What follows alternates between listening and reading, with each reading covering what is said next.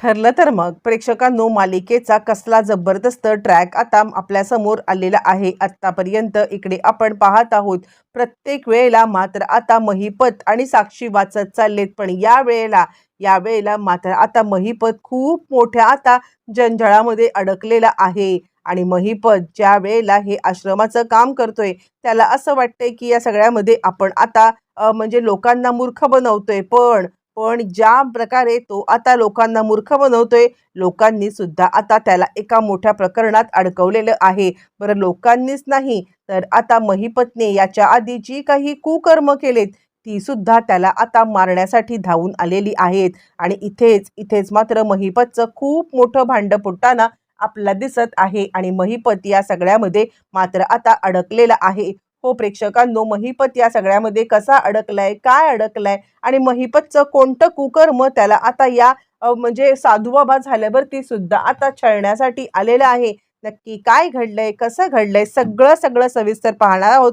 पण त्या अर्जुन आणि सायली यांनी मोठी हुशारी दाखवत मात्र आता गेम कसा पलटी केलाय, सगळं सविस्तरपणे पाहूया नक्की काय घडलंय कसं. आता आपण पाहिलं की डॉक्टरांनी सांगितलंय की यांच्या डोक्यामध्ये काहीतरी स्ट्रेस आहे. आणि मधुभाऊंनी सुद्धा आता सांगितलंय की मला आश्रमाची जबाबदारी कुणीतरी त्यांच्या डोक्यावरती घेणारा मात्र आता व्यक्ती पाहिजे. जर का आश्रमाची जबाबदारी घेणारी व्यक्ती मला सापडली, तर मला मात्र आता शांतपणे इकडे आयुष्य जगता येईल आणि या सगळ्यामध्ये मात्र आता मला निवांत राहता येईल.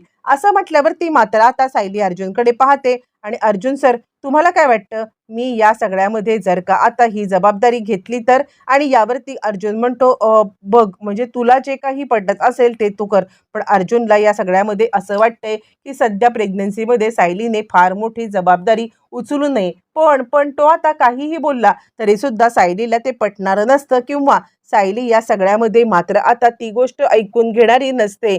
कारण आता तिला आश्रम म्हणजे तिचा जीव की प्राण आहे, ही गोष्ट मात्र आता अर्णवसाठी माहिती आहे. त्यामुळे अर्णव फारसं काही बोलत नाहीये. पण मधुभाऊ मात्र आता सांगत आहेत की सायली, अगं तुझ्या प्रेग्नन्सीच्या मध्ये आता जर का अशा या सगळ्या गोष्टी घडत राहिल्या, मग मात्र तुला या सगळ्यामध्ये त्रास होईल. यावरती आता इकडे सांगायला लागते ती म्हणजे सायली, नाही मधुभाऊ, तुम्ही माझी चिंता करू नका, मी या सगळ्यामध्ये मात्र ठणठणीत आहे. म्हणजे माझ्यासाठी प्रत्येक वेळेला आश्रम ही आता माझी प्रायोरिटी होती. मी प्रत्येक वेळेला मात्र आता काहीही झालं तरी आश्रमासाठी काही करायला तयार होते. आणि आज जर का मला संधी मिळत आहे, तर ही संधी मात्र आता मी सोडेन असं तुम्हाला वाटलंच कसं? काहीही झालं तरी आश्रमासाठी मात्र आता मी खंबीर उभी राहणार आहे.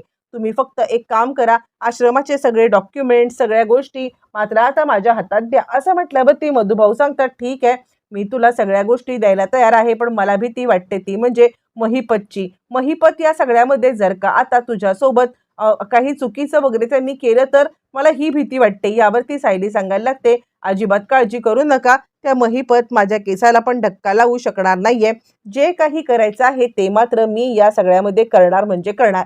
तुम्ही फक्त जबाबदारी सोपवा. आणि त्यानंतर मधुभाऊ आणि त्यानंतर ते आता कुसुमला सांगत आहेत, कुसुम एक काम कर ना, जे काही आश्रमाचे पेपर वगैरे आहेत सगळे सायलीच्या हवाली कर. सायली आता सगळे बघून घेईल. पण बाळा, तू स्वतःची काळजी घेऊन हे सगळं करशील ना, मला आता तू वचन दे. असं म्हटल्यावरती मात्र आता ती सांगायला लागते, हो तुम्ही काही काळजी करू नका मधुभाऊ, मी आहे की नाही, मी आहे. मी या सगळ्यामध्ये काहीही झालं तरी सुद्धा मात्र आता या सगळ्यामध्ये मी स्वतः आता हे सगळं करेन आणि मी स्वतः आश्रमाची जबाबदारी घेत आहे. असं म्हटल्यावरती मधुभाऊ खूप खुश झालेत. पण त्यांच्या मनामध्ये का कुणास ठाऊक अजूनही मात्र आता साऊबाळाच्या बद्दल चिंता लागून राहिलेली आहे की उगाचच हिला कोणत्याही प्रकारचा त्रास व्हायला नको आहे. आणि म्हणून आता ते इकडे तिला बोलतायत, पण तरी सुद्धा सायलीने अंगावरती जबाबदारी घेतली. घरी आल्यावरती मात्र आता अर्जुन इकडे सांगत आहे, काही नाही मम्मा, अगं मधुभाऊंची तब्येत अचानकपणे बिघडली ना, आणि त्याच कारणासाठी आम्ही आता तिकडे गेलो होतो.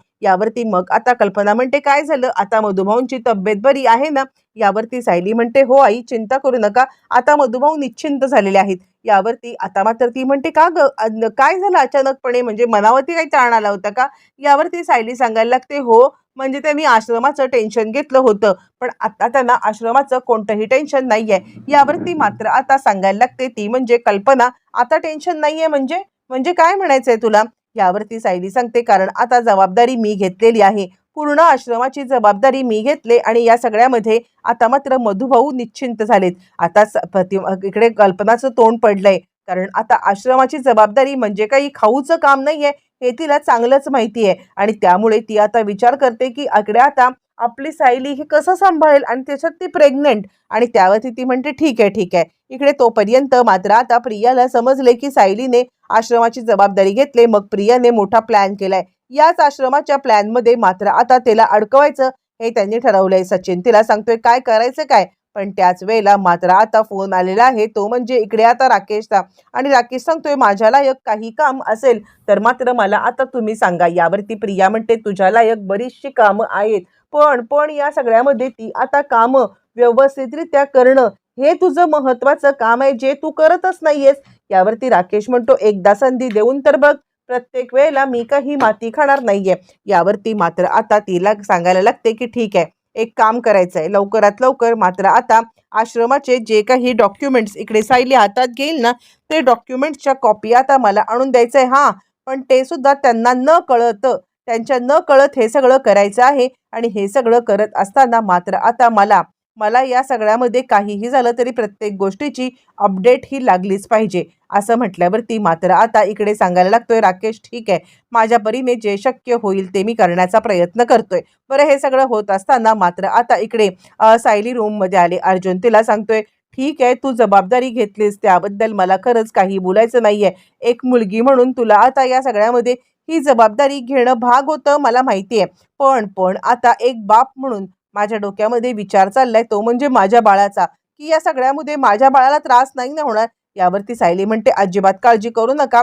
यावरती तो म्हणतो मी जरी काही बोललो नसलो ना किंवा घरातले कुणी काहीच बोलत नसले ना तरी प्रत्येकाच्या मनामध्ये मात्र आता ही शंका आहेच. तू असं यावरती सायली म्हणते काळजी करू नका मी काही करणार नाही. यावरती अर्जुन आता सांगायला लागतो सगळ्यात महत्वाचं म्हणजे आता ती भीती आहे महिपतची. यावरती सायली म्हणते पण आता आपण तर पाहतोय ना महिपत तर बाबा झालाय आणि आता तो सुधारलाय. अर्जुन म्हणतो तुला खरंच वाटतं बायको तू किती साधी आहेस ग, म्हणजे आता महिपत सारखा माणूस या जगामध्ये आयुष्यात कधीतरी सुधारेल का ही गोष्ट तुला आता कळायला पाहिजे. यावरती सायली म्हणते म्हणजे.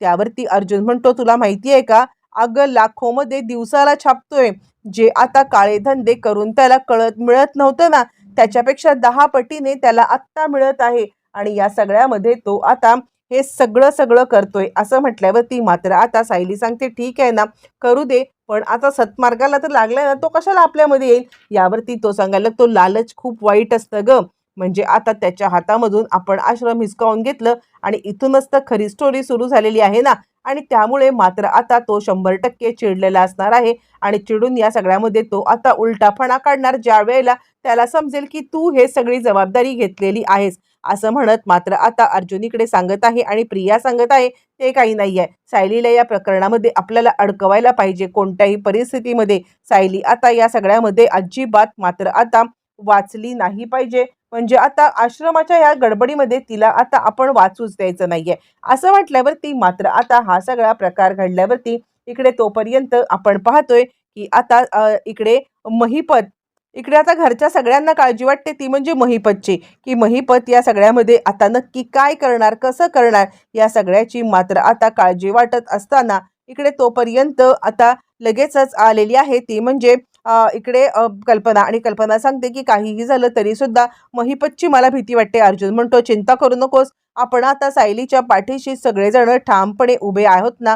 यावरती ती म्हणते पण तरी सुद्धा आणि तोच पर्यंत आपण आता पाहतोय की इकडे साक्षीची एंट्री झाली आणि त्याच वेळेला साक्षी आता सांगते अण्णा मला कुणी ओळखू शकणार नाहीये मी या सगळ्यामध्ये मात्र आता काहीही झालं तरी सुद्धा इकडे आता तुमच्यासोबत राहू शकते. महिपत खूप खुश झालाय पण महिपतला माहित नाहीये की त्याचा काळा कर्दनकाळ जो काही भूतकाळ आहे तो आता त्याच्या समोर आलेला आहे. कारण महिपतने आतापर्यंत ज्या ज्या लोकांना मारलंय ज्या ज्या त्रास दिलेला आहे त्या सगळ्यांनी मिळून आता महिपतला सतवायचं ठरवले आणि महिपतची टीप दिलेली आहे. या सगळ्यामध्ये मात्र आता महिपत अशा पद्धतीने अडकलाय कारण अर्जुन सायलीपर्यंत त्याला आता टीप पोचलेली आहे आणि त्यानंतर महिपत आणि साक्षी यांना पकडण्यासाठी अर्जुन आणि सायली यांनी सज्ज झालेले आहेत. इकडे आता सगळ्या घरच्यांना काळजी वाटते महिपतच्या पुन्हा एकदा वाकड्यामध्ये सायली गेल्या कारणाने जर का आता पुढे काही घडलं तर आणि या सगळ्या गोष्टींचा मात्र आता येणाऱ्या भागामध्ये खूप वाईट परिणाम होणार आहे. कसा होणार काय होणार येणाऱ्या भागामध्ये सगळ्या प्रश्नांची आपल्याला उत्तरं पाहायला मिळणार आहेत.